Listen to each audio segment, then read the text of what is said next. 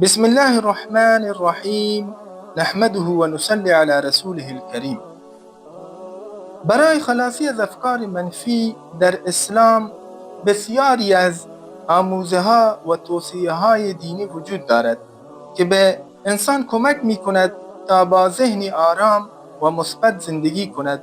در اینجا به برخی از این راهکارها اشاره می کنیم. 1. توکل بر الله عزوجل.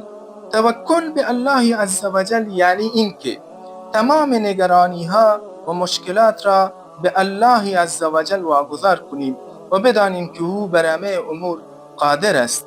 در آیه الله عزوجل چه زیبا می‌فرمایند: و من یتوکل علی الله فهو حسبه. ترجمه: هر کس بر خدا توکل کند خدا برای او کافی است. این آیه به ما یادآوری می‌کند که وقتی به الله عزوجل توکل می‌کنیم دیگر نیازی به نگرانی در مورد آینده و مشکلات نداریم. توکل به الله عزوجل باعث می شود که از افکار منفی و ترسهای بیمورد رها شویم. 2. ذکر و یاد الله تبارک و تعالی. ذکر و یاد الله جل جلاله به معنای یادآوری و ارتباط مستمر با الله عزوجل است که باعث آرامش دلها می شود. در آیه چه زیبا می فرمایند: الا بذکر الله تطمئن القلوب. ترجمه: آگاه باشید که تنها با یاد الله عزوجل دلها آرام میگیرند. یاد الله سبحانه و تعالی باعث می شود که از دنیای پرهرج و مرج بیرون بیاییم و به آرامش دست یابیم. ذکر می تواند شامل تکرار اسماء حسنا یا جملاتی مانند سبحان الله و الحمد لله باشد. 3. تدبر در قرآن عظیم الشان.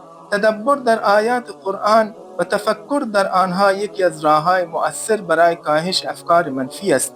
چه زیبا می‌فرمایند الله تبارک و تعالی: افلا یتدبرون القرآن. ترجمه: آیا در قرآن تدبر نمی‌کنند؟ تفکر در قرآن باعث می‌شود که انسان ذهن خود را از افکار منفی و مضر پاک کند و در عوض افکار مثبت و سازنده را در ذهن خود پرورش دهد. 4. توبه صادقانه. اگر انسان به دلیل گناه و اشتباهات خود احساس ناراحتی و افسردگی کند، توبه و بازگشت به الله عزوجل می تواند او را از افکار منفی رها سازد. چه زیبا الله عزوجل در قرآن کریم می فرمایند: و توبوا الی الله جمیعا. ترجمه: و همگی به سوی الله عزوجل توبه کنید. توبه به انسان فرصت تازه می دهد و باعث می شود که از گناه و اشتباهات گذشته رها شود و با قلبی پاک و ذهنی آرام زندگی کند. 5. صبر و استقامت. صبر در برابر مشکلات و ناملایمتی ها یکی از راه‌های مقابله با افکار منفی است. الله عزوجل چه زیبا در قرآن عظیم الشان می‌فرمایند: یا ایها الذین آمنوا استعینوا بالصبر والصلاة ان الله مع الصابرین. ترجمه: ای کسانی که ایمان آورده اید با صبر و نماز یاری جویید، قطعا خداوند با صابران است. صبر در مواجه با سختی ها و مشکلات از انسان نیروی روانی و روحی ایجاد می کند و او را از غرق شدن در افکار منفی نجات می دهد. 6. حسن ظن به الله سبحانه و تعالی. یکی از اصول مهم در اسلام این است که باید به الله سبحانه و تعالی حسن ظن داشته باشیم و مطمئن باشیم که او بهترین تقدیرها را برای ما رقم خواهد زد. حسن ظن به الله سبحانه و تعالی باعث می شود که انسان در مواجه با مشکلات و سختی‌ها به جای افکار منفی به افکار مثبت و خوشبینانه روی آورد. 7.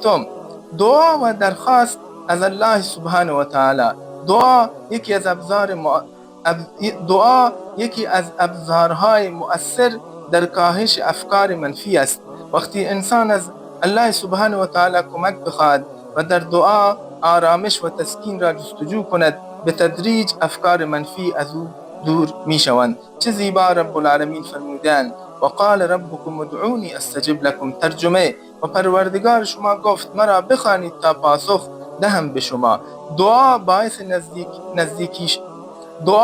باعث نزدیکی انسان به الله سبحانه و تعالی می شود و با این ارتباط معنوی انسان از افکار منفی و ناامیدی رها می شود. 8.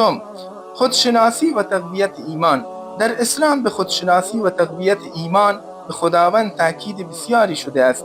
وقتی انسان ایمان قوی داشته باشد و خود را بشناسد، کمتر دچار افکار منفی خواهد شد. نتیجه گیری: اسلام به ما آموخته است که با توجه به خداوند، صبر، دعا، ذکر و توبه می توانیم از افکار منفی رها شویم و ذهن و روح خود را آرام کنیم.